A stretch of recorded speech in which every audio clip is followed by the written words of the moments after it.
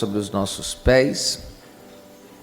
Hoje é o 34º dia da exposição bíblica, Epístola aos Efésios. Hoje o tema do estudo é Gentios chamados incircuncisos. Efésios capítulo de número 2, nós vamos ler o versículo de número 11. Eu sempre leio no original primeiro. Dio mnemoneute, hoti rimeis poteta ethne, ensarque roi legomenoi, acrobistia, hipotes legomenes, peritomes, ensarque heiropoieto. Portanto, lembrai-vos de que vós, noutro tempo, éreis gentios na carne, e chamados incircuncisão, pelos que na carne se chamam circuncisão, feita pela mão dos homens. Pode se assentar.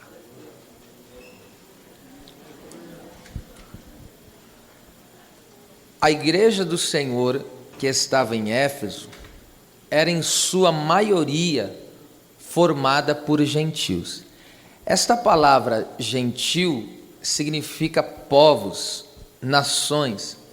Todo aquele que não é judeu, ou no caso antigamente se falava um israelita, hoje depois que teve a separação da nação em norte e sul, reino norte era Israel e as outras tribos, e o reino sul, que era composto por Judá e Benjamim.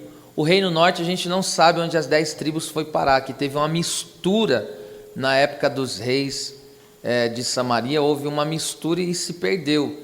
Embora muitas pessoas das tribos, as outras 10 tribos, passassem para o lado da tribo de Judá. Então por isso que hoje se chamam os judeus, decorrente da tribo de Judá. Então toda pessoa que não é um judeu, ele era considerado um gentil. E essa igreja aqui que estava na cidade de Éfeso, a maioria desta igreja era composta por pessoas que entregaram a vida para Jesus Cristo, não sendo judeus. Existiam judeus também que se converteram a Cristo, que receberam Jesus como Senhor e Salvador de sua vida, mas a maioria era composta por gentios.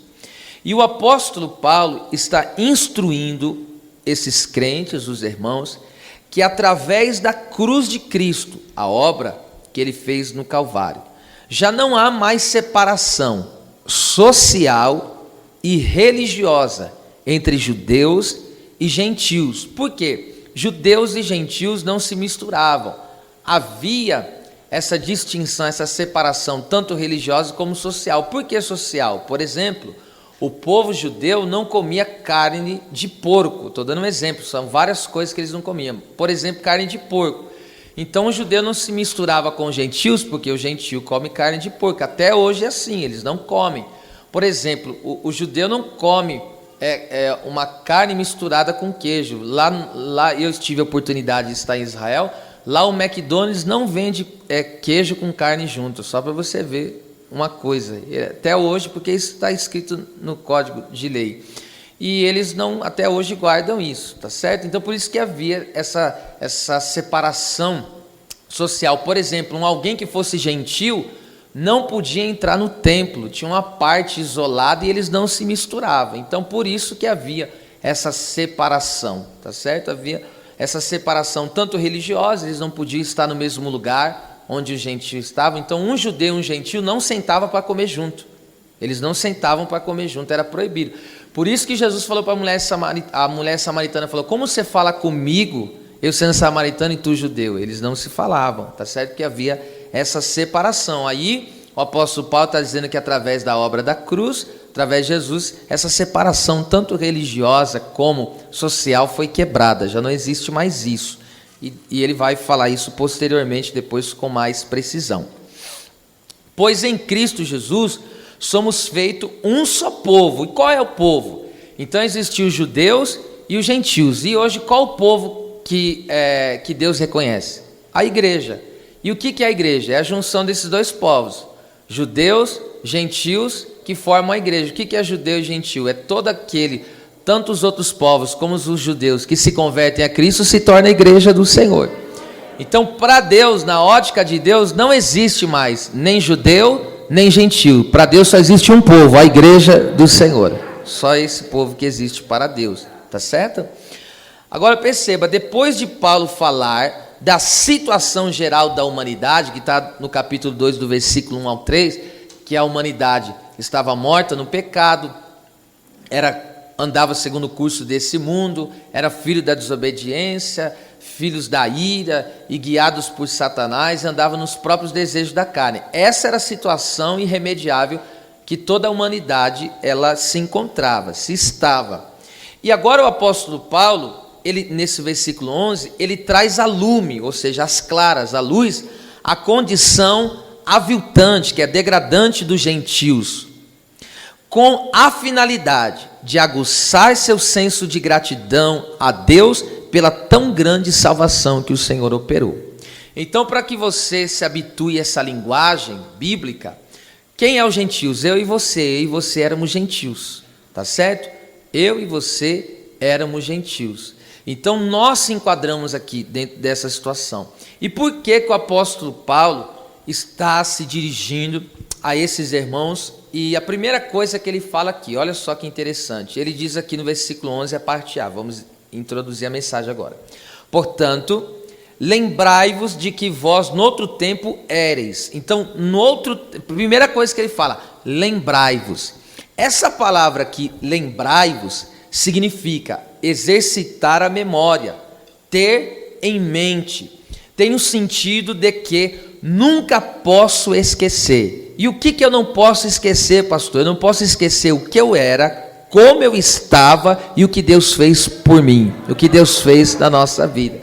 Então nós estávamos numa situação irremediável, nós estávamos mortos, destruídos, e Cristo, Ele nos salvou, Ele nos alcançou. Então o apóstolo Paulo está falando aqui para os irmãos, pedindo para eles trazer a memória, fazer um exercício mental, para trazer essa recordação, para que eles não venham jamais se esquecer do que um dia eles foram e agora o que eles eram na presença de Deus. Agora perceba isso comigo, em Salmo 106, versículo 21, esse foi o problema porque Israel se desviou e saiu da presença de Deus, porque eles se esqueceram do que Deus fez por eles. Olha só, o Salmo 106, verso 21. Esqueceram-se de Deus, seu Salvador, que fizera grandes coisas no Egito. O que Deus fez com o povo de Israel? Eles eram escravos, e Deus, por meio de sinais, prodígios, grandes maravilhas, libertou, tirou aquele povo do Egito e se revelou como o Salvador. E aí, quando Deus libertou Israel, o que acontece? O povo foi caminhando, e chega a determinado tempo, eles não fizeram esse exercício mental, eles não tiveram em mente, eles não trouxeram essa lembrança, essa recordação, que tem que ser diária na nossa vida, do que Deus tinha feito na vida deles. E agora perceba que essa palavra, escute isso, essa palavra esqueceram significa esquecer-se por falta de memória ou de atenção. Então eles não deram atenção para o que Deus fez para com a vida deles, e eles se esqueceram, assim por dizer, desta grande obra de salvação e de transformação que Deus havia feito na vida deles. Agora perceba isso comigo, esta foi a razão de Deus ter instituído o culto da Páscoa. Deus instituiu o culto da Páscoa, e isso está escrito em Êxodo capítulo 12, do versículo, vou citar aqui só o 25 ou 28, Deus falou assim, ó, eu tirei vocês do Egito, e qual que é o culto da Páscoa? Comer o cordeiro, passar o sangue pela verga da porta, né? E aí o que aconteceu? Quando o povo estava comendo o cordeiro, em comunhão com Deus, dentro de suas casas, o anjo da morte passou no Egito, mas a casa que tinha o sangue foi livre da morte. Por isso que nós somos libertos pelo sangue de Jesus, tá certo? Aquele cordeiro representava Cristo. Agora presta atenção, Deus falou para o seu povo, disse assim, ó, esse culto é instituído, é determinado aqui em Israel, e todas as vezes vocês vão se reunir, Deus deu todas ali as direções para que eles viessem a comer aquele cordeiro da Páscoa sempre, de tempos em tempos ele se reunia para cultuar o culto da Páscoa. Aí Deus falou: quando os teus filhos e os filhos dos teus filhos perguntarem que culto é esse, então vocês vão se lembrar e vão contar toda a história, vocês vão narrar. Aí o pai de família, o que acontecia? Era tanto ministrado no culto, né, na festa, mas o pai de família chegava em casa, se reunia com toda a família e ele pegava a palavra de Deus e pregava para os seus filhos. Todo o acontecimento de libertação, de transformação, as grandes obras que Deus fez salvando o seu povo. Foi por isso que Deus instituiu esse culto, para trazer lembrança, tá certo? Para que o povo nunca se esquecesse do que Deus tinha feito por eles. Porque o ser humano, por si só, tem memória curta e é desatento em relação às coisas divinas, às coisas de Deus. E por esse mesmo motivo, Cristo instituiu a Santa Ceia. Você sabe que hoje, qual que é a nossa Páscoa hoje? Cristo é a nossa Páscoa, Ele é o Cordeiro Pascal, que nos livrou da morte e nos salvou. E Cristo, em Mateus 26, do 26 ao 28, Jesus, em vez de hoje nós comemorarmos a Páscoa matando um cordeiro, qual é a forma de nós celebrarmos a Páscoa? A Santa Ceia, tá certo? Hoje, quando nós se reunimos para comer do pão e tomar do cálice, é uma memória, é trazer à nossa memória tudo que Jesus fez por nós na cruz, dando o seu sangue, vertendo o seu sangue e morrendo em nosso lugar. Agora perceba isso comigo. O próprio apóstolo Paulo vai dizer em 1 Coríntios, capítulo 11, versículo 24 ao 26, o que ele vai dizer? Todas as vezes que vocês se reunirem para comer e beber, no caso a Santa Ceia, fazer isso em quem? Memória. Entende? Então, quando nós se reunimos para cear, nós estamos trazendo à nossa memória o que Cristo fez por nós. Nós nunca podemos se esquecer da onde estávamos, o que éramos, caídos, derrotados, e o que Jesus fez por nossas vidas. É por isso que Jesus tinha um costume de, quando curava as pessoas, por exemplo, curou o paralítico, dizia: pega a tua cama e leva. Por que ele tem que levar aquela cama? Para ele nunca se esquecer do que Deus fez por ele. Então essa é a questão, nós não podemos jamais esquecer essa obra tão espantosa, no bom sentido, de salvação que Deus operou em nossas vidas. Aí o texto vai dizer lá ainda em 1 Coríntios, né, que nós não devemos, né, se esquecer que nós éramos escravos, pecador condenado ao inferno, e que Cristo nos libertou e prometeu que vai vir buscar, porque quando nós ceiamos, ele falou: vocês devem cear até que eu venha. Então nós temos que praticar esse culto da ceia. Hoje nós temos o costume de fazer mensalmente. Antigamente a igreja primitiva, há quem diga que eles faziam uma vez por semana, mas eu acredito que uma vez por mês está bom, né? Nesse modelo, porque na Bíblia não fala quantas vezes você deve ceiar. Os irmãos acredita-se que uma vez por semana, todos os domingos, eles tomavam Santa Ceia, entende? Mas, nos tempos odiernos, a igreja do Senhor tem costume, pelo menos no nosso ministério, de cear uma vez por mês, todos juntos, e eu acredito que é muito bom isso. Agora perceba só isso aqui comigo. Nós temos que dar atenção a Cristo, porque Cristo, olha só o que eu disse aqui, o significado da palavra esqueceram. É esquecer-se por falta de memória ou de atenção. Então nós temos que dar atenção a Cristo. Então quando nós damos atenção pelo que Cristo fez por nós, vai sempre estar fresco na nossa memória. Nós sempre vamos ter em mente. E aí quando a pessoa pensar em fraquejar, ela vai lembrar: Deus fez uma grande obra na minha vida. E aí o que vai vir no coração dela? Gratidão. Ô irmão, quando eu lembro quem eu era, da forma que eu estava, e eu vejo, meu Deus, a salvação que Deus operou na minha vida, só o que me resta é chorar aos pés do Senhor. E às vezes quando a gente pensa: meu Deus, tanta luta, aí de repente eu já lembro: meu Deus, mas Deus fez uma obra tão linda. Aí acaba qualquer expectativa ruim, né? Qualquer situação ruim, porque a gratidão é sempre maior. Agora perceba isso aqui comigo. Nós temos que dar atenção a Cristo, porque Cristo, ele é o cordeiro e o leão. Observe só, João Batista disse assim, ó: eis aí o Cordeiro de Deus que tira o pecado do mundo. A palavra eis significa olhe, veja, preste atenção. Então eu tenho que dar atenção ao Cordeiro. Por quê? Porque ele tomou o meu lugar. Eu era para ter sido morto, eu era para ter sido condenado, mas Cristo tomou o meu lugar. Então tem que dar atenção a isso. Cristo morreu em meu lugar.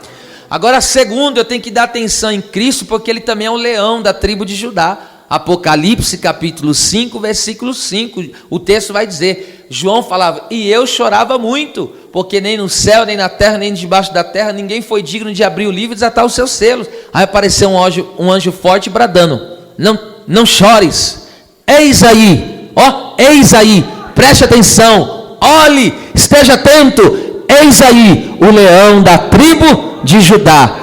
Porque Jesus, como cordeiro, tomou o meu lugar, mas como leão ele vem para reinar sobre toda a terra e toda a eternidade. Aleluia. Então a igreja tem que dar atenção a isso, ao Cristo, que é o cordeiro, mas ele é leão.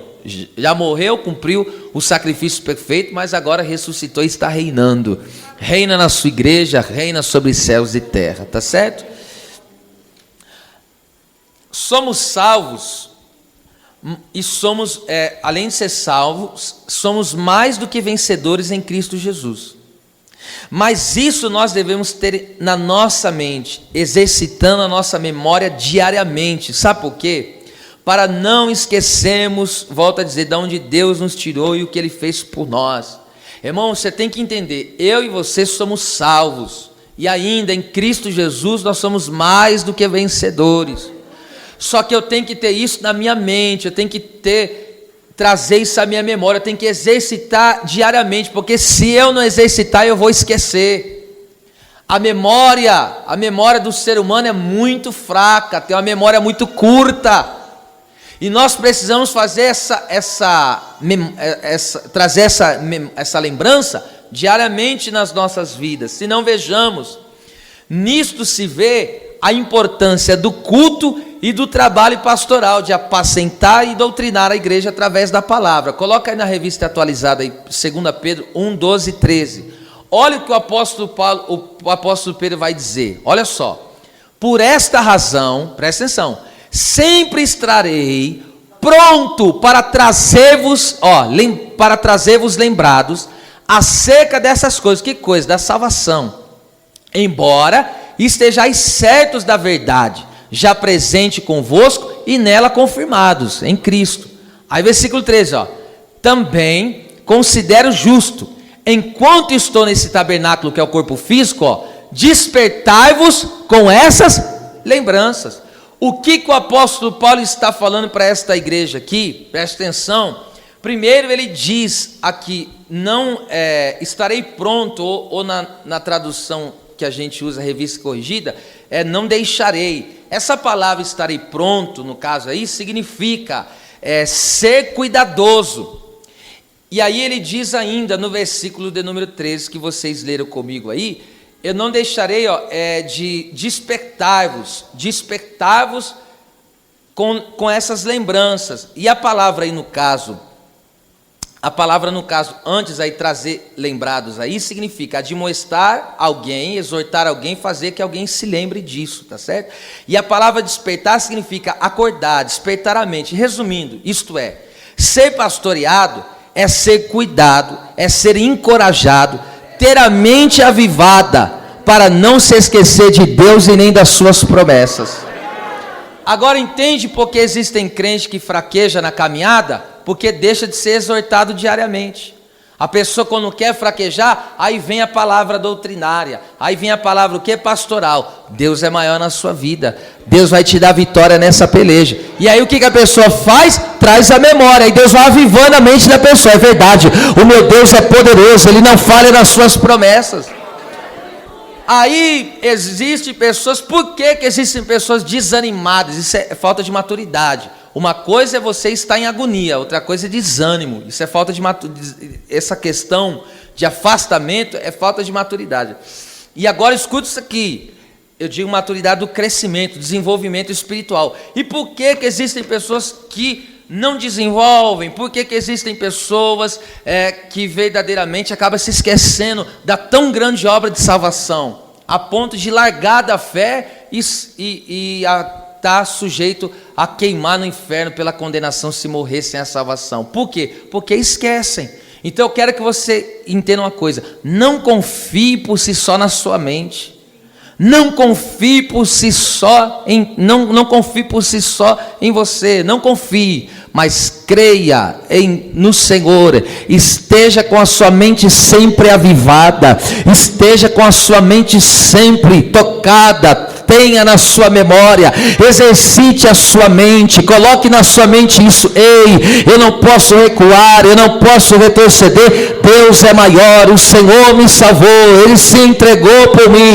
E quando você exercita a sua mente, aí a sua mente vai ser avivada, aí não há situações que te arrancará dos braços do Deus Todo-Poderoso.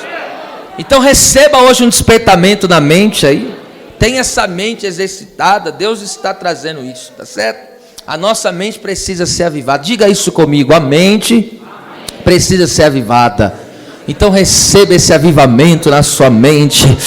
Deus está trazendo a lume, Deus está trazendo a lembrança, a recordação. Veja a tamanha obra que Deus tem feito na sua vida.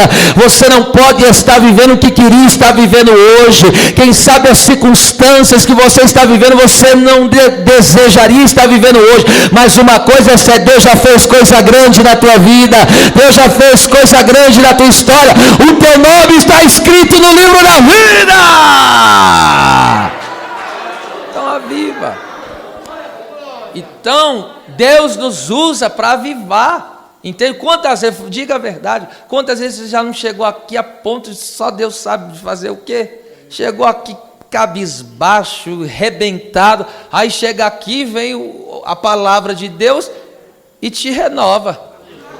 Vem a palavra de Deus, aviva a tua mente, aviva o teu espírito, aviva o teu ser. Aleluia. Versículo 11, a parte B. Portanto, lembrai-vos de que vós, no outro tempo, olha lá, éreis gentios na carne e chamados incircuncisão. Vamos trabalhar essa primeira palavra aqui, gentios. Então, éramos gentios. Eu e você éramos gentios nesse sentido aqui. Porque essa palavra gentil, já disse, é grupo de pessoas ou povo, ou povos, multidão de pessoas, né? Esta palavra era usada pelos judeus de forma pejorativa. O que é pejorativa? É depreciativa. É de uma maneira que depreciar a pessoa, colocar o valor dela lá embaixo. É isso que é pejorativo, tá? Então os judeus usavam esta palavra, gentios, se referindo às outras nações como aqueles que não servem o verdadeiro Deus, tá certo? Então quando os judeus falavam os gentios, eles usavam essa palavra de forma depreciativa, entende? Não como que dizendo apenas povos, é para dizer, esse povo são pagãos, são ímpios, eles são adoradores de Baal, eles não têm vida com Deus, têm uma vida promíscua, eles querem dizer isso, tá certo?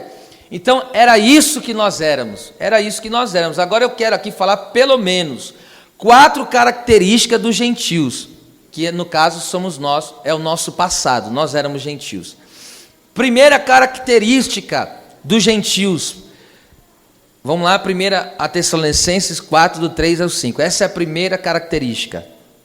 Porque esta é a vontade de Deus, a vossa santificação, que vos abstenhais da prostituição. Vos abstenhais da prostituição. Versículo 4. Que cada um de vós saiba possuir o seu vaso. Vaso é corpo, tá? Em santificação, em honra. Agora o quinto aí, Aqui está a primeira característica dos gentios, que no caso éramos nós, antes de conhecer Cristo. Não na paixão de concupiscência, como os gentios que não conhecem a Deus. Então qual é a primeira característica? É a paixão pelas concupiscências. Essa é a primeira característica dos gentios. Agora vamos aplicar essa palavra. A palavra aí, paixão, significa uma paixão depravada. É o sentimento intenso e profundo, um desejo desenfreado, um desejo muito forte por aquilo que é proibido. Você sabe que concupiscência é desejo por algo proibido. Então perceba que nós éramos apaixonados por aquilo que era proibido, aquilo que era errado, e nós éramos inclinados às paixões, essas concupiscências. Nós éramos inclinados a todo tipo de promiscuidade. Nós éramos inclinados a isso, e não tem quem fuja disso. Todos éramos inclinados. De alguma maneira, um era inclinado para pinga, outro era inclinado para prostituição, outro era inclinado para mentira e gostava do que fazia. Gostava. Todo ser humano gosta da carnalidade, porque a carne, estou falando, a carne no momento é gostoso quando você faz. A carne se agrada disso, a natureza caída do homem gosta disso. Então todo ser humano tinha essa paixão desenfreada. E agora perceba isso aqui. O texto vai dizer, essa primeira característica, paixão desenfreada por aquilo que é errado, por aquilo que é proibido. No caso, aqui no contexto, Paulo está falando da prostituição. Prostituição, você sabe que é qualquer forma de sexo que não seja dentro do casamento entre homem e mulher. No caso, casados, né? Agora veja isso aqui, não conhece a Deus. A palavra aí conhecem significa ver com a percepção espiritual. Tem um sentido de saber, conhecer e adorar ao verdadeiro Deus, né? Então, as paixões carnais é uma cegueira espiritual, é um sufocamento no conhecer a Deus. Por exemplo, em Atos capítulo 7, versículos 55 e 56, presta atenção, Estevão estava pregando a palavra. E quando ele prega a palavra, estava no público assim, publicamente. E ele pregava a palavra, e o texto diz que Estevão viu a glória de Deus, viu Jesus de pé à destra de Deus, e ele pega e diz assim: eis que vejo, olha lá, eis que vejo os céus abertos. E o texto vai dizer que os homens que estavam ouvindo a pregação, muitos que estavam ouvindo a pregação, não viram nada, não perceberam nada, não tiveram a percepção espiritual. Veja, tem céu aberto, tem glória de Deus, tem manifestação da glória de Deus, só que Estevão vê, no mesmo culto Estevão está vendo, mas os outros não estão vendo. Agora, por que eles não estão vendo? Sabe por que eles não estão vendo? Porque aqueles homens não tiveram uma percepção espiritual. Ou seja, é por isso que quando uma pessoa está na carne, ela não consegue ver nada num culto. Agora entende, existem pessoas que vêm no culto, ouvem uma palavra dessa como está ouvindo aqui, a pessoa sai maravilhada, ela fala: meu Deus, como Deus falou comigo, como Deus trabalhou na minha vida. Tem pessoa que sai mais vazia do que entrou. Por quê? Porque está na carne. Porque não conseguiu perceber a ação de Deus. Escute, uma vez eu tive uma experiência, vou dizer aqui, eu tive uma experiência há quase 17 anos atrás, mais ou menos isso aí. Foi no começo do meu casamento, essa experiência me marcou, sabe? Foi bem no comecinho, não tinha nem meus filhos ainda, na verdade do João, a missionária estava grávida do João. E naquele dia, presta atenção que isso aqui marcou a minha vida, naquele dia, irmão, a gente teve uma discussão e acabamos discutindo o dia inteiro. E aquele dia era dia de culto e congresso dos varões. Eu fui para o culto, presta atenção, discuti o dia inteiro verbalmente. Fui para o culto. Irmão, pensa num culto que o fogo desceu. A glória envolveu, eu vi crente voando do meu lado.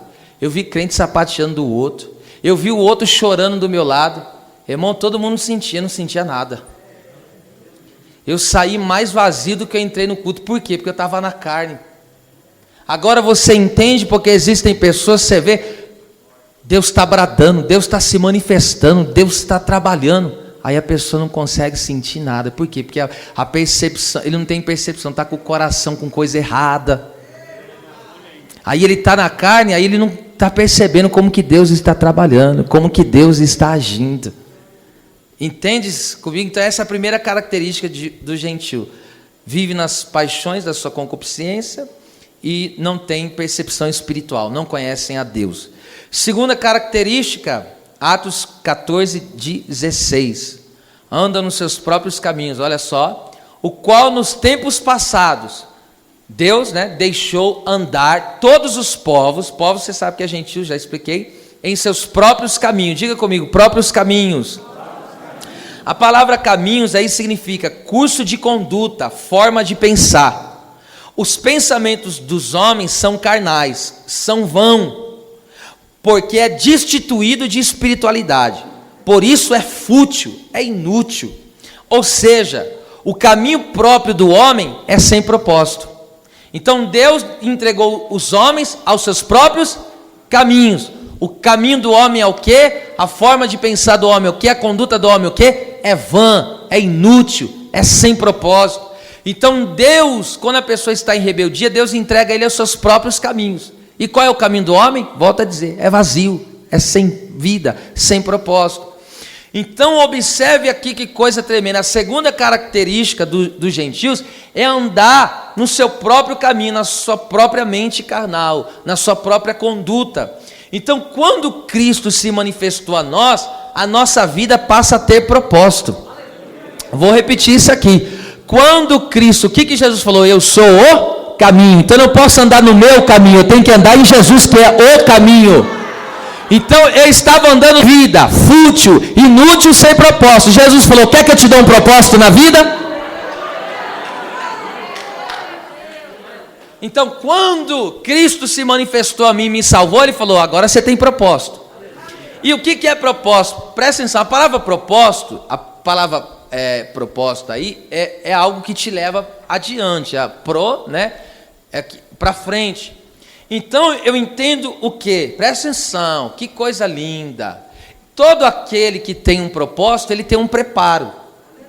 Vou repetir isso aqui, hein?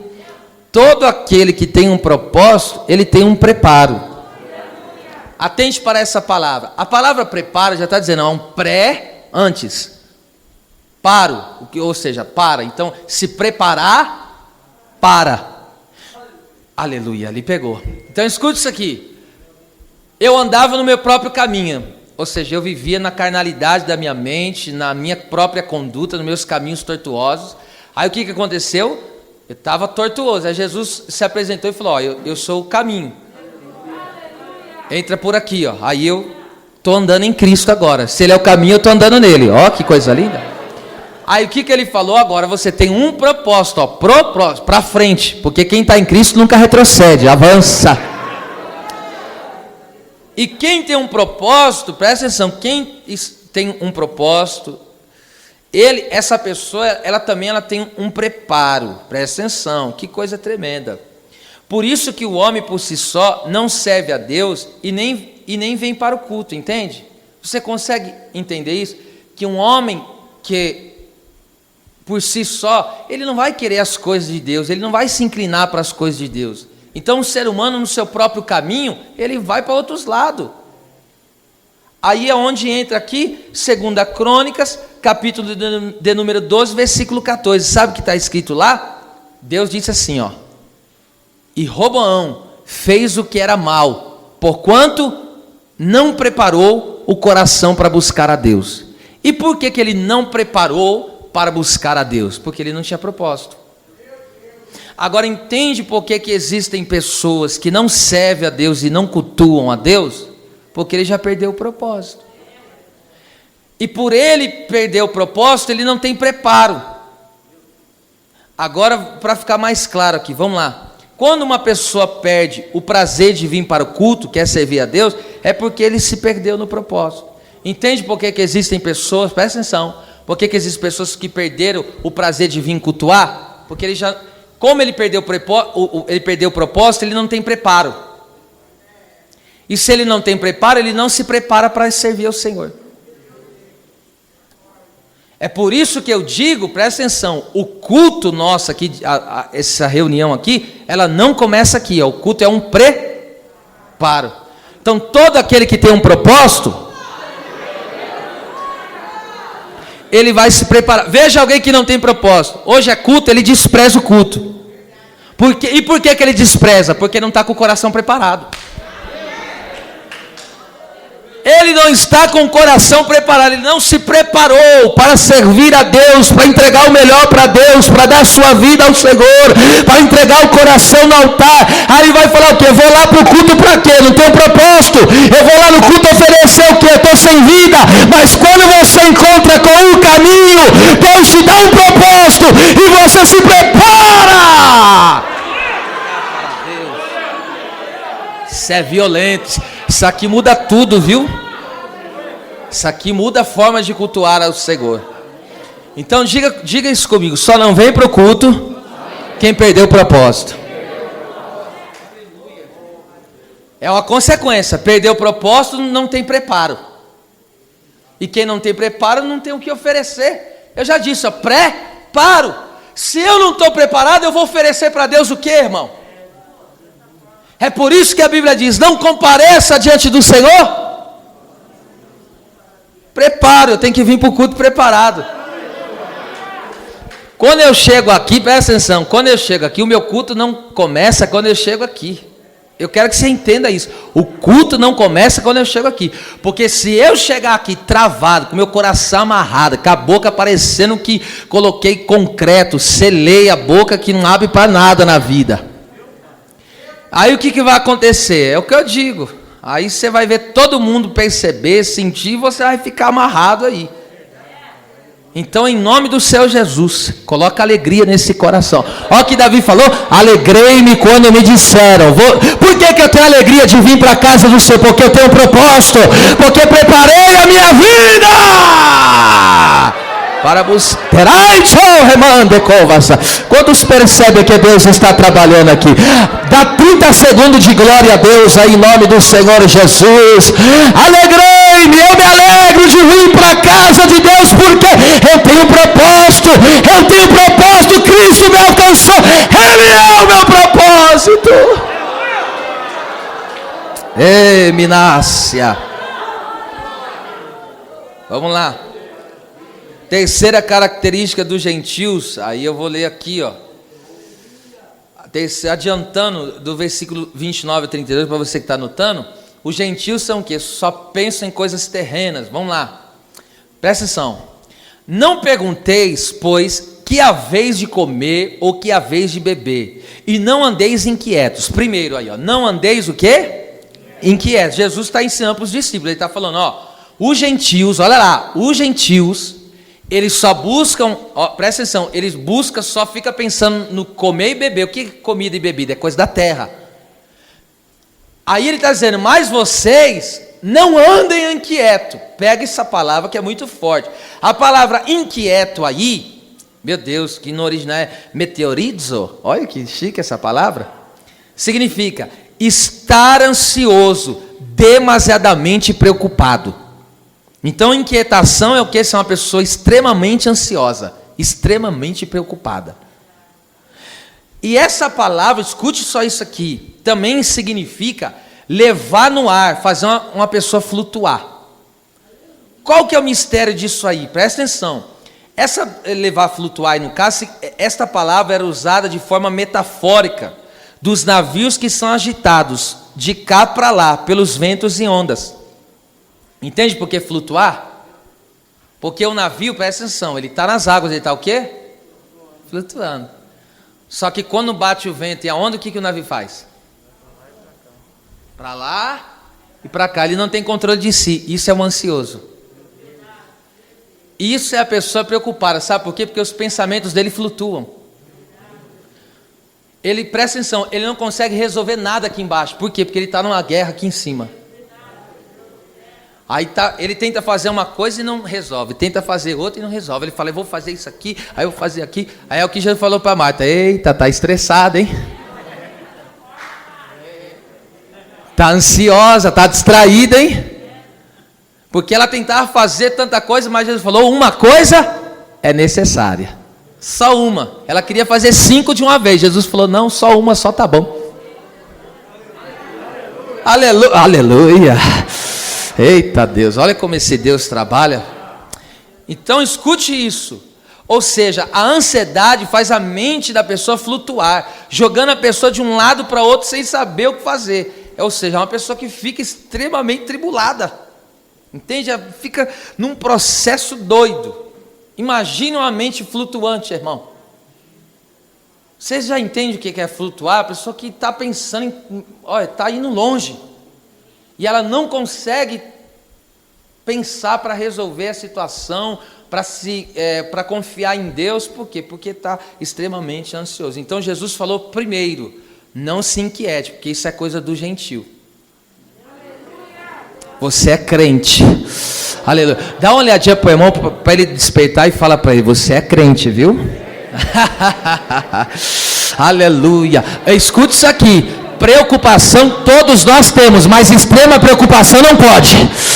Preocupação todo mundo tem, mas não pode se tornar uma extrema ansiedade.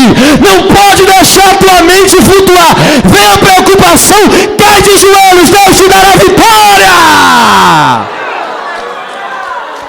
Elebre, terebácia.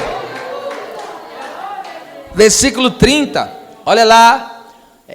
Porque os gentios do mundo buscam todas essas coisas, ou seja, eles vivem em função das coisas terrenas. Mas aí Jesus fala para os discípulos: mas o vosso Pai sabe que vocês necessitam. Ou seja, eu tenho um Pai. E qual é o pai que deixa o filho passar necessidade? Por que os gentios ficam atribulados? Porque eles não têm pai. Eles não têm o Pai celestial. Agora, por que o crente, aleluia, o que acontece quando a criança quer uma coisa? Uma criança, ela quer uma coisa e não sabe falar. O que a criança faz? É assim, às vezes você está numa situação e você fala: eu não sei o que fazer. O que você faz? Você chora nos pés. Aí o pai não aguenta ver o choro do filho.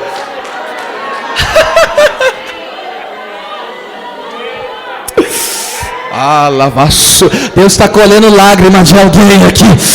Você não está abandonado, você tem um pai.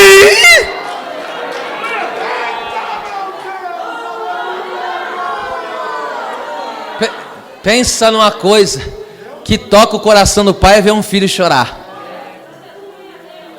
Até quando o filho é rebelde, nós lascamos as varadinhas ou cinta, né?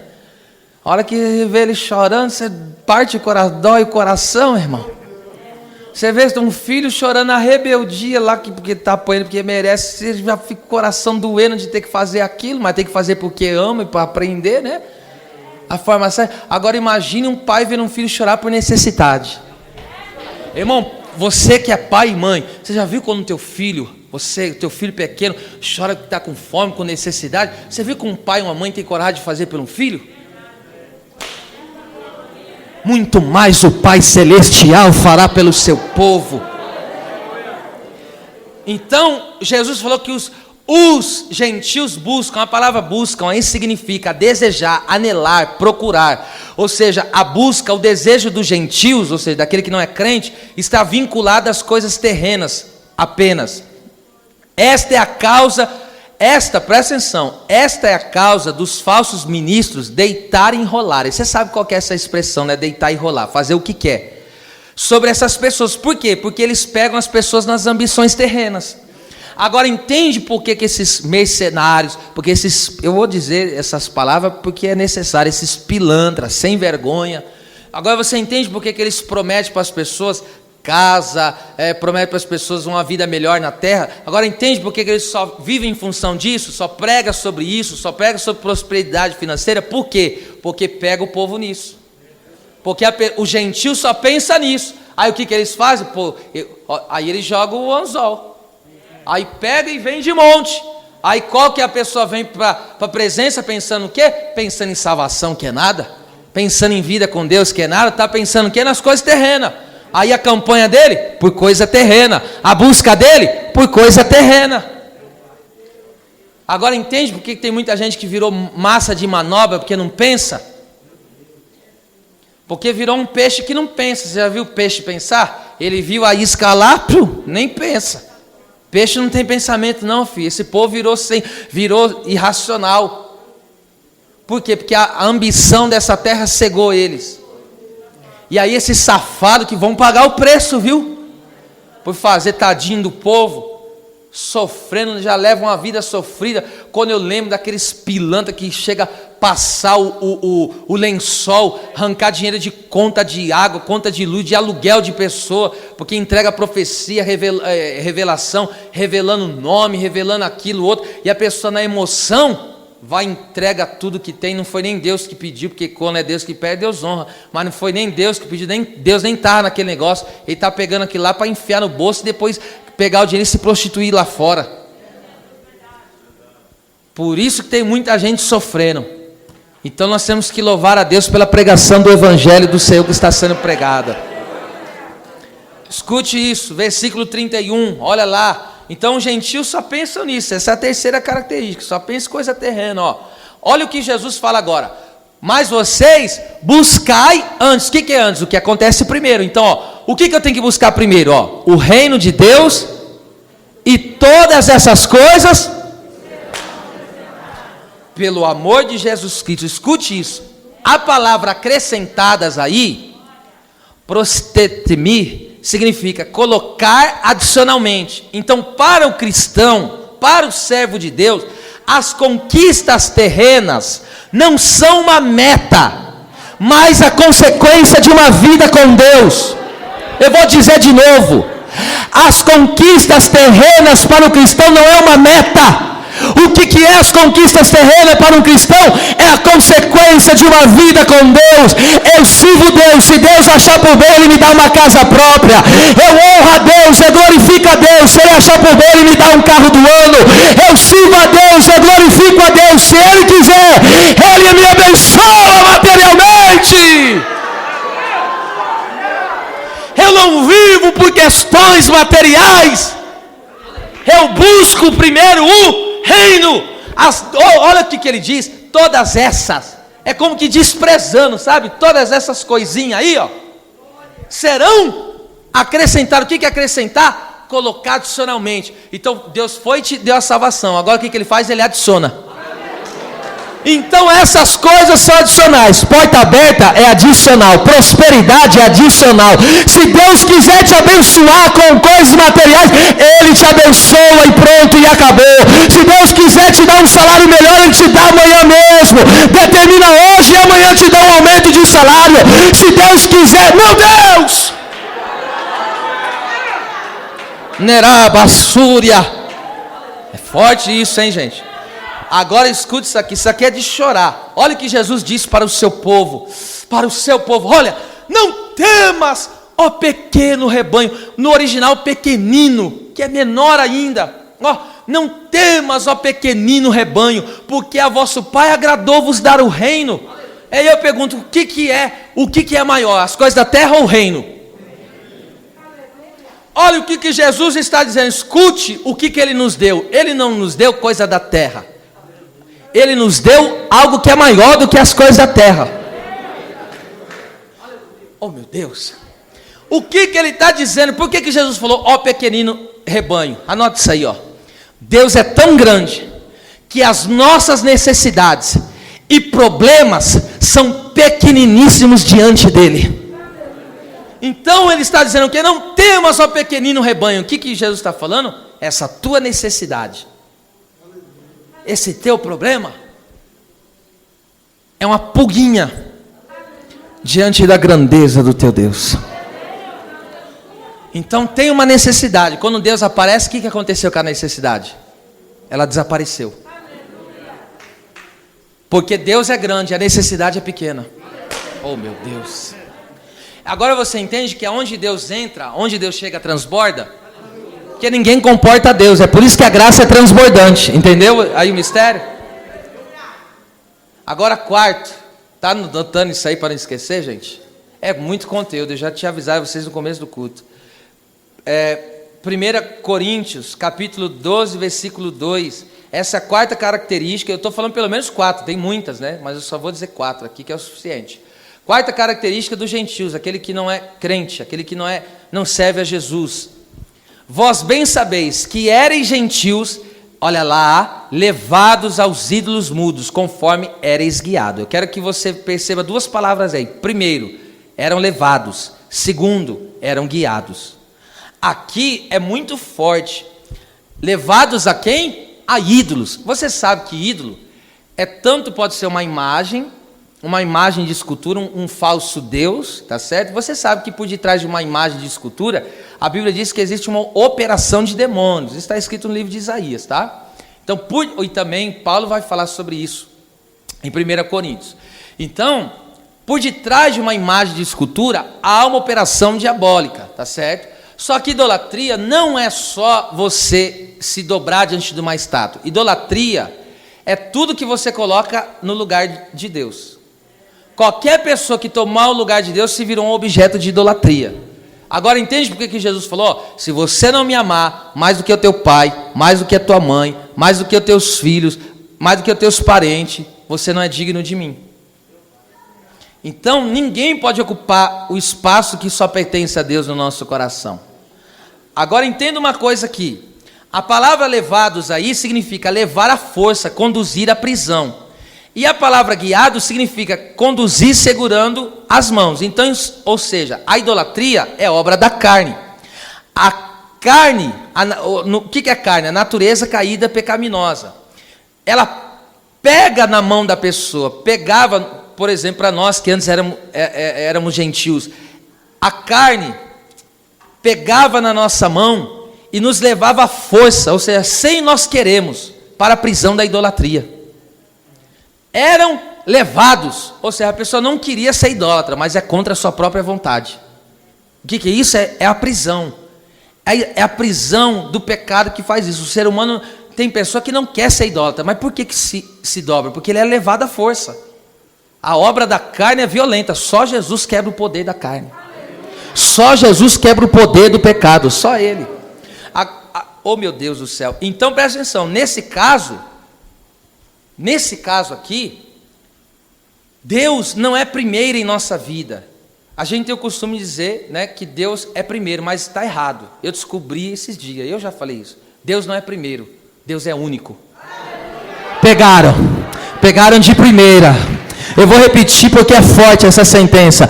Deus não é o primeiro, Deus é o único no nosso coração. Só existe um único Deus. Deus não é primeiro, Deus é único. Deus não existe outro.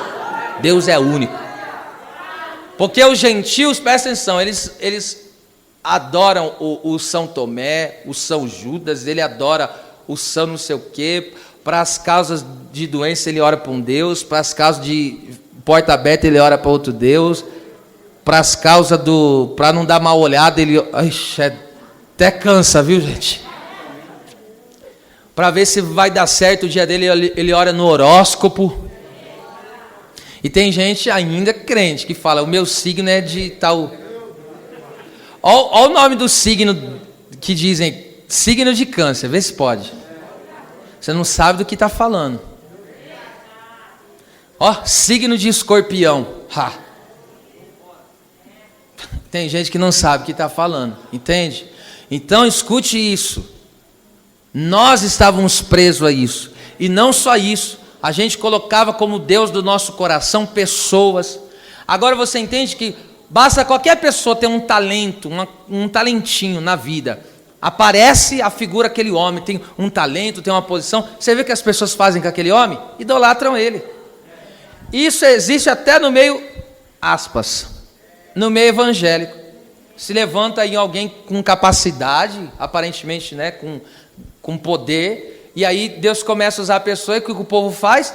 Idolatra o camarada, fez de um ídolo. Não, você pode ver, tem gente que idolatra cantor gospel aí, o guspe, cantor guspe. Então, tem gente que fez dele um ídolo. Entende? Você ter um carinho pela pessoa, reconhecer que Deus usa a pessoa é uma coisa. Agora, é mais ou menos assim. Você pode ver, tem pessoa que se não tiver tal pessoa, ele não vai. Já virou ídolo já. É por isso, olha só, se tiver aí, já mata logo, hein? Pastor saiu, vou sair também. Hoje, aquele pregador que eu gosto, não é ele que vai estar pregando, então não vou para o culto. Criou um ídolo aí dentro desse coraçãozinho aí, Então nós vamos passar a espada da palavra nele. Deus não divide a glória com ninguém. Eu não venho aqui por causa de pastor, eu não venho aqui por causa de missionário, eu não venho aqui por causa de revelamento, eu não venho aqui por causa de cantor, eu venho aqui para dar cultos para o meu Deus. Se Deus é único no teu coração, se manifeste com alegria, glorificando a Deus.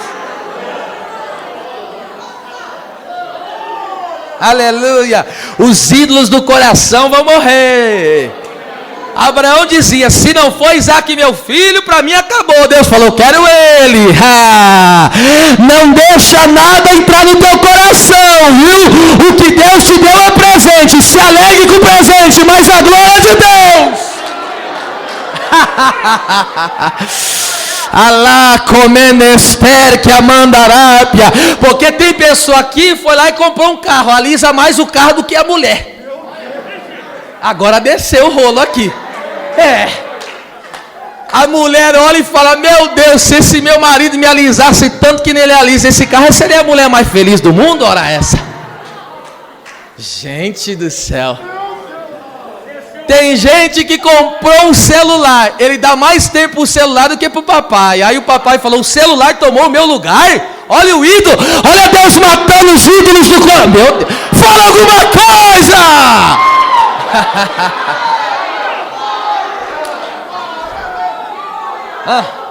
Isso aqui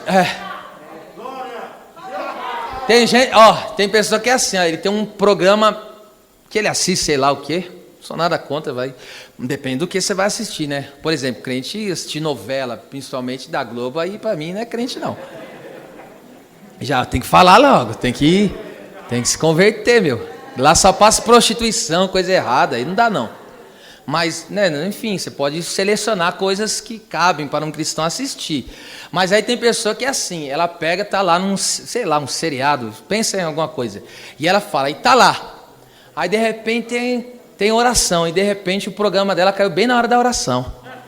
Aí ela pega e fala: vou perder meu seriado. Olha o ídolo aí, ó. Tá vendo? Criou um ídolo do coração. Tem pessoa que tem um programa de televisão como um ídolo do coração, mas Jeová está aqui, ó. Levante essa mão e dê glória a Deus. Levante essa mão e glorifique ao Senhor. Deixa Deus matar os ídolos do lar. Deixa Deus matar os ídolos do coração. Se não fosse ele, se não fosse ela, não. Se não fosse Deus, é Deus. É forte, hein?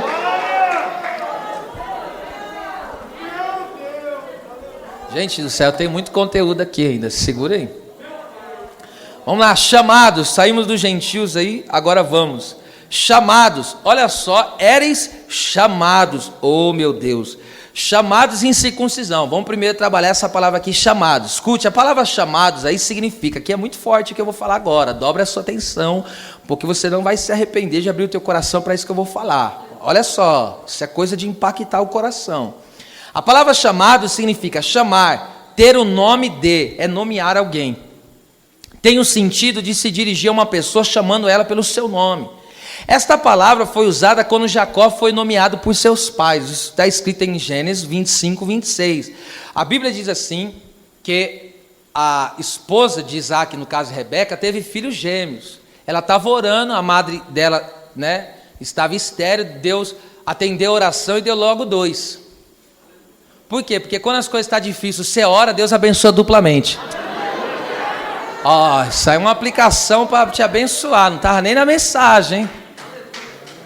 Agora escute isso aqui. Aí de repente tem gêmeos no ventre. Está uma luta tremenda na barriga e chegou a hora. Aí de repente saiu o primeiro. Quem que saiu? Esaú. Aí quem que saiu em segundo? E Jacó saiu de que jeito, irmão? Agarrado no calcanhar. Ei, Jacó.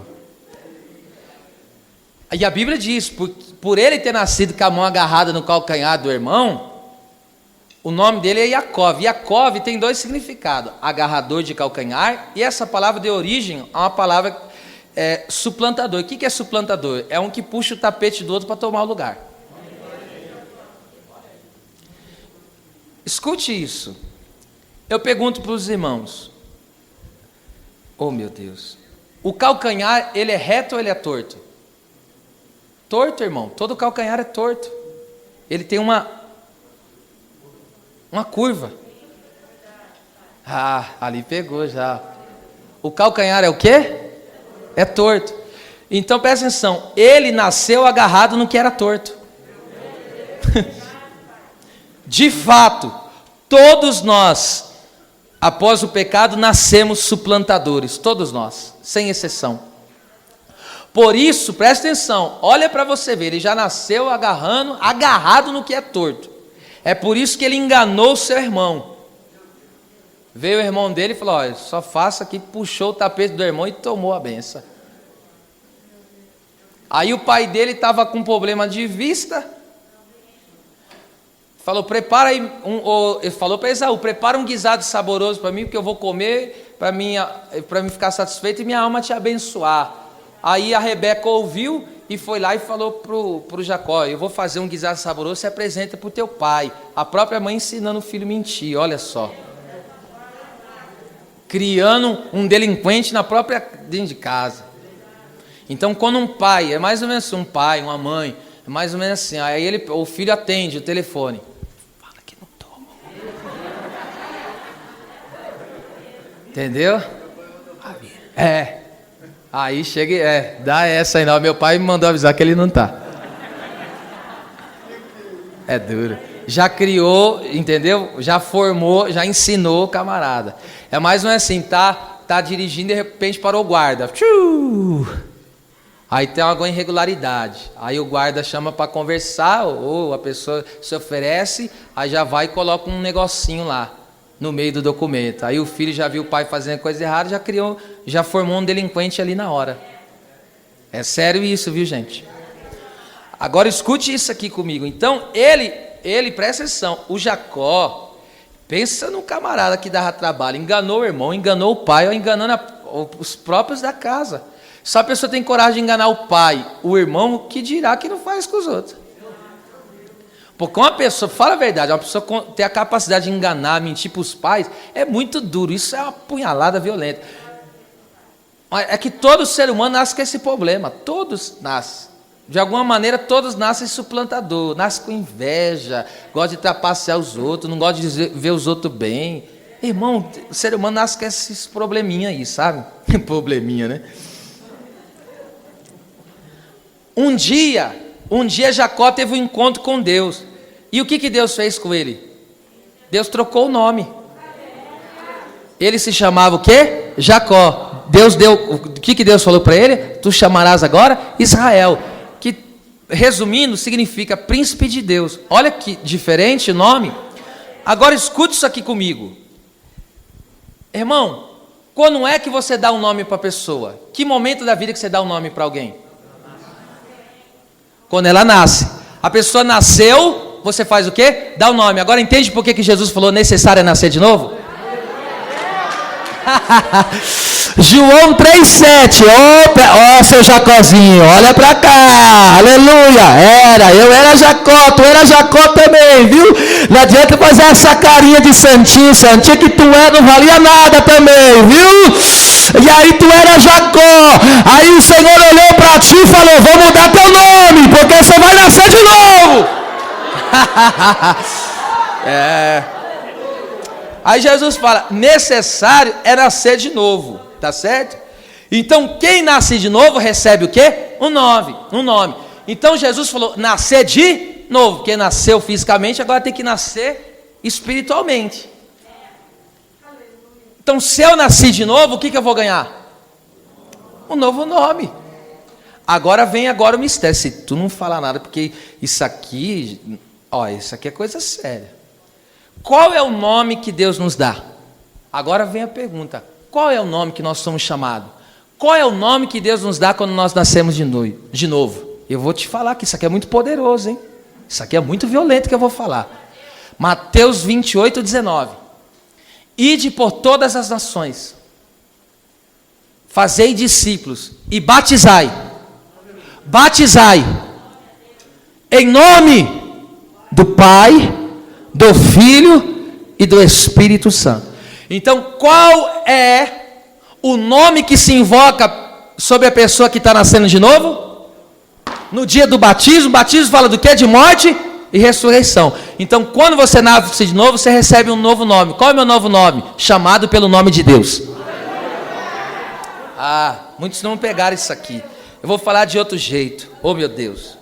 O que é ser chamado pelo nome de Deus? Por que nós somos batizados batizado, já está dizendo tudo. Batizado em nome do Pai, do Filho e do Espírito Santo. Aí está lá, o nome de Deus é invocado sobre nós. Quando você sai das águas, qual é o nome que você está carregando? Agora entende que em 2 Crônicas, capítulo 7, 14, olha lá, presta atenção que está escrito. Se o meu povo, que se chama pelo meu nome, não é o povo que chama pelo meu nome, é o povo que se chama pelo meu nome. O que é ser chamado pelo nome de Deus? Quando o povo nos vê, o povo não chama pelo nosso nome, ele fala, esse é o povo de Deus. Entendeu o que é ser chamado pelo nome de Deus? É por isso que o povo nos identifica como o quê? Como porque nós carregamos o novo nome. Nós somos batizados com o nome do Pai, do Filho e do Espírito Santo.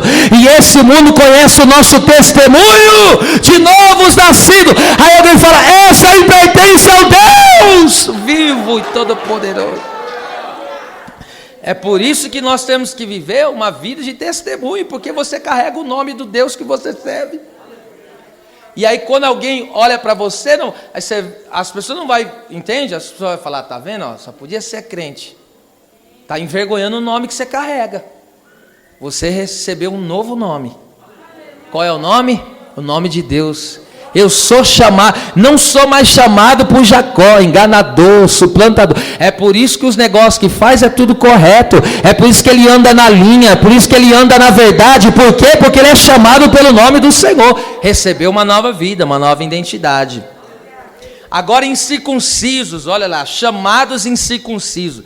A palavra, para falar aqui de incircunciso, eu tenho que falar o que é circunciso. Circunciso significa cortar ao redor. Então, incircunciso significa sem cortar ao redor. Em outras palavras, sem aliança. Paulo está dizendo para aqueles crentes em Éfeso o quê? Vocês não faziam parte da aliança de Deus, que fez com Israel. Porque quem que recebeu o pacto da circuncisão? Quem lembra quem recebeu? Abraão. Abraão recebeu, dobra a sua atenção aqui, ó. Abraão recebeu o pacto da circuncisão.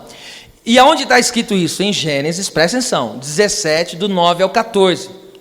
Escute isso, Deus falou para Abraão, toda criança, todo homem do sexo masculino vai ter que cortar o prepúcio, que é cortar a pele ao redor do órgão genital. Porque aquela pele, você já sabe disso, ajunta sujeira. E Deus falou, eu não quero em você nada impuro, nada que ajunte sujeira. Então, aquela marca no corpo que eles tinham, era para falar de uma aliança que eles tinham com Deus. Então, Deus falou para Abraão, ó, todos da tua casa, todos que pertencem à nação, porque você sabe que Abraão se tornou, por que a descendência de Abraão é chamada de Israel? Israel é aquele que Deus mudou o nome, Jacó é Israel. Aí das 12 tribos, dos 12 filhos de Israel, no caso Jacó é Israel, as 12 tribos se tornaram a nação de Israel. Então, por isso que nós chamamos o Deus de Israel, porque é o Deus da descendência de Abraão, entende? Então, Deus deu pacto, presta atenção, da circuncisão para Abraão. Agora, presta atenção nisso aqui. A circuncisão, volto a dizer, foi o pacto que Deus fez com Abraão. Então, não ser circuncidado era não ter aliança com Deus, estar numa condição na qual os desejos corruptos, arraizados, criou raízes, né? Na carne não foram extintos. Por isso os judeus chamavam os povos, do que Davi chamou Golias? Incircunciso. O que ele estava querendo dizer? Tu é um mundano, tu nem crente tu é um perdido. Em outras palavras, tu é um filho das trevas, e está afrontando eu que sou um filho da luz? Pegou aí o mistério? Então os judeus chamavam todas as pessoas que não estavam debaixo desse pacto da circuncisão, toda pessoa que não estava diante do pacto da circuncisão era chamado incircunciso, era chamado um gentil. Então Paulo está dizendo, vocês são gentios, esse era o nosso nome. Pensa num negócio, né? Éramos chamados, éramos assim, chamados, né? Gentios e chamados, enfim, nós éramos todo torto, hein? E agora, observe uma coisa. Também os pais de Sansão chamou a Filisteia, que o filho dele queria casar, o Sansão, veja só, Sansão, crente, querendo casar com a Filisteia. Aí o que o pai dele falou? Mas tem tanta moça crente aqui em Israel, tem tanta serva de Deus bonita aqui, você quer caçar incircuncisa lá fora? Aí o que Sansão falou? É que eu estou na carne, Em outras palavras, ele fala isso. Aqui eu gosto mais das de fora do mundo. Por quê? Porque ele era mundano. Até que no final da vida ele fez uma obra na vida. O caba ruim aquele, hein, meu?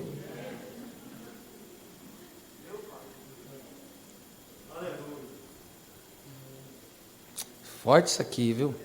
Estou dando tempo para pensar, né? Que eu não tenho nada para falar, não. Escuta isso aqui. A pessoa não circuncidada era primeiro extirpada do acampamento, ou seja, não podia estar em comunhão. Está escrito em Gênesis 17:14. Deus falou para Abraão: quem não tiver circuncisão, o pacto, vai ser extirpado da congregação, do acampamento. E você sabe, irmão, com quantos anos Abraão foi circuncidado? 99 anos. Com quantos anos ele gerou Isaac? Com 100. Então presta atenção, ele foi circuncidado com 99. E com 100 ele gerou Isaac. Isso que eu estou falando para você está em Gênesis 17:24. Com 99 anos Abraão foi circuncidado. Sabe por que ele só gerou Isaac depois da circuncisão? Porque só dá fruto quem tem aliança com Deus. Aleluia. Entende porque tem pessoa que não dá fruto? Porque não tem aliança. Aí Deus falou: ô Abraão, você quer ter um filho, mas você não tem marca aí? Você não tem aliança? Então vai, entra no pacto, entra na aliança, dá o filho. Vamos lá, olha só que coisa. E também, uma pessoa incircuncisa não poderia entrar na terra prometida, não poderia. Está escrito em Josué, capítulo 5, do 2 ao 9. Escute, tinha um povo que saiu do deserto, e o povo que saiu no deserto era um povo rebelde, e Deus matou tudo no deserto, porque o rebelde é assim, irmão, morre no deserto, anda e não sai do lugar, só vai ficar dando volta no mesmo lugar, vida toda assim, vai ver milagre, vai ver Deus operar no meio do povo, mas por causa da murmuração, vai morrer no deserto. E aí o que aconteceu? Se levantou uma nova geração, e essa geração nasceu no deserto. Agora entende por que aquela geração era uma geração forte? Por que era uma geração forte que levantou? Porque era uma geração que nasceu e passou por dificuldade. É por isso que os filhos de hoje, porque antigamente qual era a mentalidade do pai? Qual que era a mentalidade do pai? Já colocava o filho logo cedo para se esforçar. Hoje nós, bobão, o que a gente faz? Quero dar para o meu filho que meu pai não me deu. Por isso que a gente cria essas desse jeito aí. Não ensina a lutar para vencer. A gente dá tudo de mão de beijada, não valoriza, não faz. Tem que dar um desertinho para ele aprender o que é bom.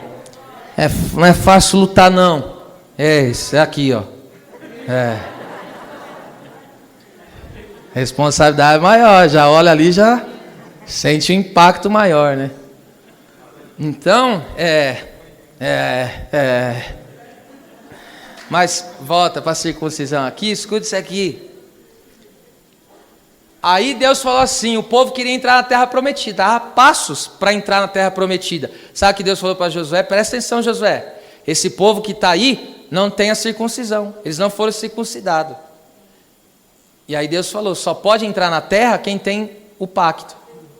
Ou seja, só pode entrar na eternidade quem tem aliança no Calvário. Qual que é a nossa aliança? Foi feita lá na cruz do Calvário. Só quem tem a marca desse pacto é que pode entrar na eternidade. Pega isso aqui, para mim irmos para o desfecho. Deus levantou Abraão, ou seja, a nação de Israel, para ser luz às nações. Escute isso. Para quem que Deus revelou a sua salvação? Para Abraão, para Israel. Deus falou, sai-te do meio da tua parentela, do meio, enfim, da tua casa, do meio da tua parentela, e vai para a terra onde eu te mostrarei.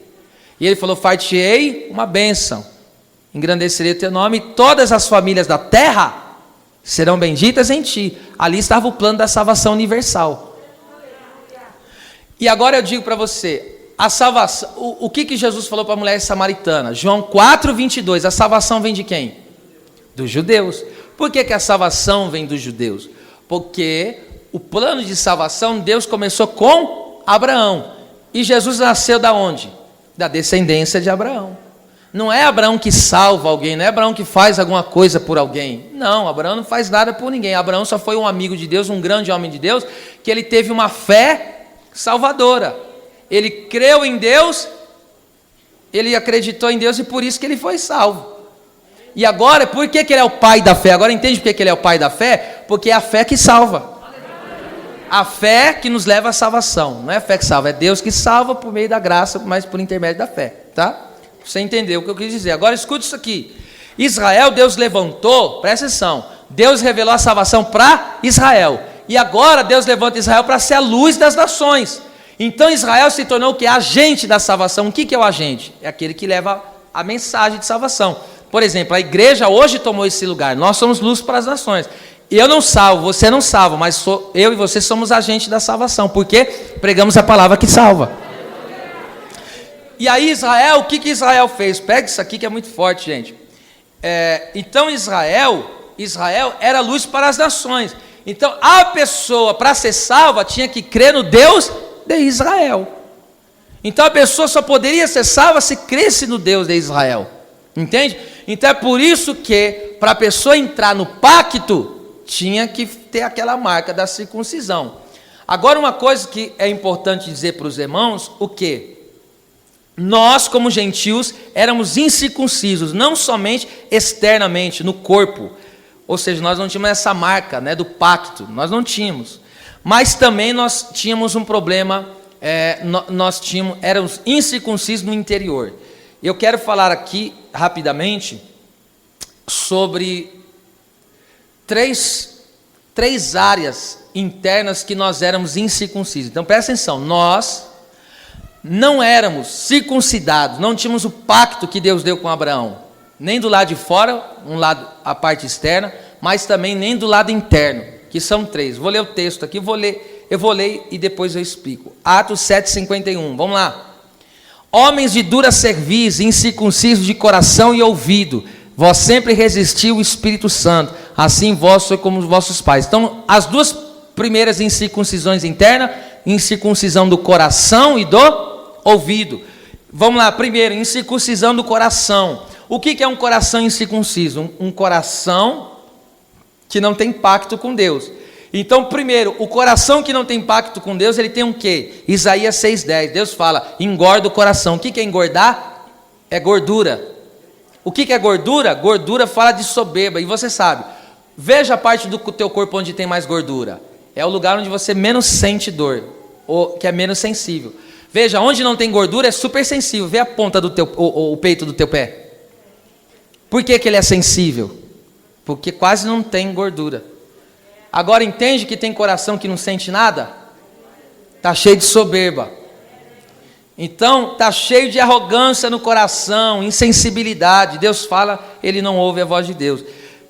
Ainda existe o coração, segundo Mateus 13:5-6, existe o coração cheio de pedra. E a Bíblia diz, aquele coração que recebeu a palavra e estava cheio de pedra, ele não criou o quê? Não criou raízes. E por que não criou raízes? Porque a pessoa que está cheia de pedra no coração, ou seja, uma pessoa que tem ira, tem vingança, e deixou criar a raiz de amargura. O que é a raiz? É uma semente. Um exemplo, a pessoa foi ofendida, é uma semente. Se ela não liberar perdão, a raiz vai grudar no coração. E se criar raiz, vai dar o quê? Quando tem raiz, dá o quê? Fruto. Então a pessoa que está cheia de pedra no coração foi ofendido. Alguém fez algo por você. Se você não liberar o perdão, vai nascer uma raiz. E dessa raiz darás fruto. E é um fruto, já diz tudo, é de amargura. Então, enquanto não arrancar a raiz de amargura, que é liberar o perdão e assim por diante, não tem como dar fruto. Qual que é o fruto que nós temos que dar? Amor, gozo, paz. Esse é o fruto que nós temos que dar. Esse é o coração circuncidado. E ainda mais, um coração cheio de gordura, cheio de pedra. Que coração ruim, hein, irmão? E cheio de espinho. Mateus ainda 13:7. A Bíblia diz que aquele que recebe a palavra, mas no seu coração, que fala da terra, né? Coração, está cheio de espinhos. Os espinhos fazem o que com a palavra? Sufocam a palavra. E Jesus fala, os cuidados deste mundo e a sedução. O que é sedução? Engano, falsidade, sufocam a palavra. Agora entende por que existem pessoas que a palavra não frutifica na vida dele? Porque ele ainda está sendo enganado pelo mundo. Está sendo seduzido pelo mundo. E eu vejo, às vezes, jovens que têm chamado ministério, irmãos e irmãs, seduzido pelo engano de Satanás, achando que vai encontrar alguma coisa fora da presença de Deus. Isso é o maior engano que existe. Não vamos achar nada fora de Deus. Então vamos lá. Então as duas primeiras incircuncisões internas, coração, ouvido. Terceira, essa aqui é forte, hein? A incircuncisão dos lábios. Eita, gente. Êxodo 6,12. Coloca aí rápido. Moisés, porém, falou perante o Senhor, dizendo: eis que os filhos de Israel me não têm ouvido. Como, pois, me ouvirá Faraó? Também eu sou o quê? Leia. Eu sou? Olha o que Moisés falou. Presta atenção. Olha o que Moisés falou. Eu falo e o povo não me ouve. Se eu for lá falar com o Faraó, ele também não vai? E aí por que ele fala? Porque eu ainda sou incircunciso. Ou seja, fala que não deve. Deus já estava purificando ele. Porque no capítulo de número ali 4, ele fala: não, mas o teu povo não me crerão. Ele falava mal do povo, porque ainda tinha uma raizinha ainda. Aí Deus falou: ó, põe a mão no peito aí. A mão estava leprosa, porque o que o coração está cheio, o coração fala a boca. Por isso que ele fala que era incircunciso, era pesado de boca, hein? Então a pessoa que é incircunciso, irmãos, fala coisas só que não presta. Agora, por que o povo, presta atenção, olha o que ele diz: o povo não me ouve e Faraó não me ouvirá. Primeiro, uma pessoa que vive usando a boca para falar mal dos outros não deve ser ouvida. Pegou isso aí ou não? Vou falar de novo. Uma pessoa que vive falando mal da vida dos outros não deve ser dada atenção para ela, ela não deve ser ouvida. Se você vê que essa pessoa tem o hábito de falar mal dos outros, por que você está dando voz, ouvido para ela? Para de ouvir essa pessoa. Não tem que, ela é incircuncisa de boca. Deixa Deus cortar o redor dessa língua feia aí. E agora veja só isso aí. Dá glória a Deus. Aqui a Bíblia é pura, hein? Agora vamos lá. O que ele falou? Faraó não vai me ouvir. O que é Faraó? Faraó é o inimigo. Então presta atenção. Olha lá, Faraó, que é o inimigo, não reconhece a autoridade de quem fala da vida dos outros, fala da vida alheia. Quem tem um lábio incircunciso não tem autoridade. Fala e cai em descrédito. Sabia que o inimigo não respeita quem fala mal da vida dos outros? Aí eu vou lá chegar diante de Faraó, diante do inimigo, falar: eu te repreendo. O inimigo vai falar: você fala mal da vida dos outros, você não tem autoridade aqui não. Então quando o povo vai parar para me ouvir? Quando Deus purificar o meu lábio. Quando é que Faraó vai reconhecer a autoridade de Deus na minha vida? Ei, Joe, remácia. Vamos lá, a parte final aí, versículo 11c. Chegamos na parte final. Meu Jesus amado. Não é, né, irmão? Se você começar o estudo de 7 da manhã, terminar quase 6 horas da tarde, não tem como vir aqui pregar meia hora. Não dá. É muito conteúdo. Eu estou sendo sincero, é muito conteúdo. É muito conteúdo. Eu estou falando isso aqui para louvor do Senhor. Eu estou falando, é muito conteúdo, que é uma mensagem que você tem que pegar e depois ouvir de novo. É muita informação, eu reconheço, é muita informação, mas é necessária. Poderia mastigar e entregar metade aqui, mas não, eu vou lá dar logo tudo aí. E eu sei que a palavra está fazendo um efeito tremendo aí no meio do povo. Vamos lá. Encerrando. Pelos que na carne se chamam circuncisão, feita pela mão dos homens. Presta atenção, a palavra aí, feita pela mão dos homens, essa palavra significa habilidade humana. Aí eu te pergunto, Abraão foi salvo por causa da circuncisão ou porque creu em Deus? Porque creu em Deus. Isso está escrito em Gênesis 15:6. A Bíblia diz: e creu, e isso foi imputado em justiça. O que é imputado? Depositado em conta. Está vendo que tem uma conta espiritual? Então quando você deposita a fé, Deus imputa em você e em mim justiça. Por que eu sou justificado pelo sangue de Jesus? Porque eu depositei fé. Entende? Então Abraão, ele foi justificado, ele foi salvo porque creu. Então essa é a fé que Deus exige para que a pessoa seja salva. A fé, a mesma fé que Abraão teve. A fé que justifica. A fé em quê? A fé em Cristo. Essa é a fé que nos justifica. Agora pega isso aqui. A fé então antecede a circuncisão. Então circuncisão sem uma fé salvífica é a mesma coisa de ser batizado sem ter sido nascido de novo. É a mesma coisa eu pegar alguém aqui, ó, não nasceu de novo, continua mentindo, continua trapaceando, continua bebendo, continua fumando, continua ouvindo música mundana. E eu chegar e ele ouve a palavra hoje, não nasceu de novo, eu falo: vou lá, eu vou te batizar. Vai valer alguma coisa esse batismo? Não significa nada, porque antes da circuncisão tinha que vir a fé. Deus está dizendo para Abraão: eu estou te dando um pacto, é só um sinal de que você está em aliança comigo, mas a obra foi feita pela fé. Entende o mistério? Agora pega isso aqui. Oh meu Deus, isso aqui é muito forte. Então, se uma pessoa, no caso de hoje, uma pessoa é batizada sem ter nascido de novo, é pura religiosidade, vira uma hipocrisia. Então a salvação, a transformação, não vem da circuncisão, porque é feita por mãos humanas. Agora entende por que a circuncisão, e também hoje, no caso, o batismo, que para nós é um sinal do pacto de Deus conosco, é um dos sinais, entende? Que não salva. Por isso que a Bíblia diz, quem crê e for batizado, porque não adianta você batizar se não tiver fé. E a fé salvífica não é fé de eu creio em Deus, não, é uma fé que anda nos passos, entende? Agora escute aqui, de fato estou encerrando. Filipenses capítulo 3, versículo do 2 ao 3, olha o que diz. A palavra guardai-vos aí é cautelai-vos, eu já te expliquei, ó. Guardai-vos dos cães, guardai-vos dos maus obreiros, guardai-vos da circuncisão. Versículo 3, porque a circuncisão somos nós, que servimos a Deus no Espírito, e nos gloriamos em Jesus Cristo, e não confiamos na carne. Escute isso, a palavra guardai-vos aí significa discernir, ser cauteloso, isto é, nem todos que têm marca religiosa, marca externa, são servos autênticos de Deus. Existem pessoas que até se vestem como crente, mas ainda não é. Existem pessoas que até carregam a Bíblia debaixo do braço, então essas são marcas da religião, entende? Eles até vêm para o culto, tem marca de religião. Só que o que Paulo disse? Toma cuidado que esses homens que se vangloriam aí, da circuncisão. Tem um pacto, tem uma marca do lado de fora, mas do lado de dentro não foi transformado.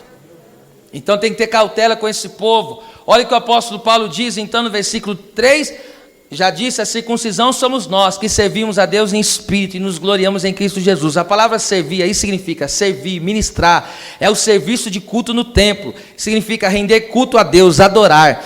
Nós somos sacerdotes e como sacerdotes ministramos o culto a Deus.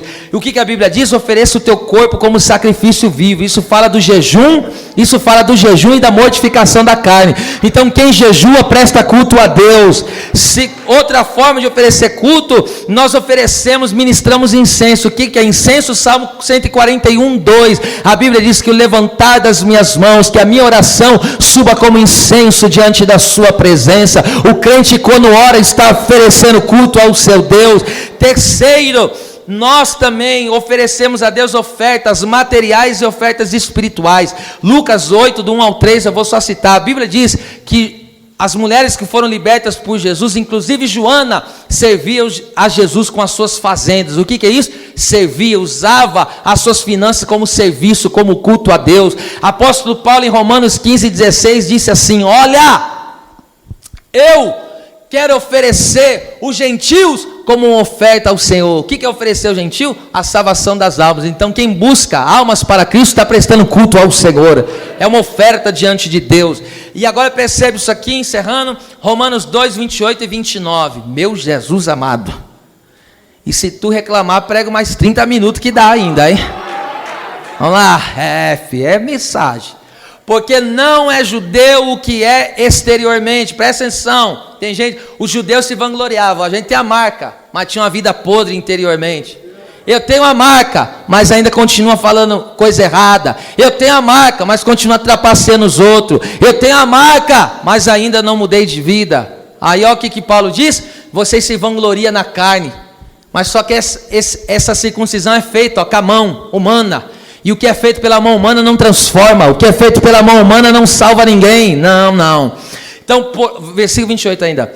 Porque não é judeu o que é exteriormente, nem é circuncisão a que é exteriormente na carne. Essa marca aí no corpo, ou uma marca da religião, traduzindo para nós hoje. Versículo 29, olha lá.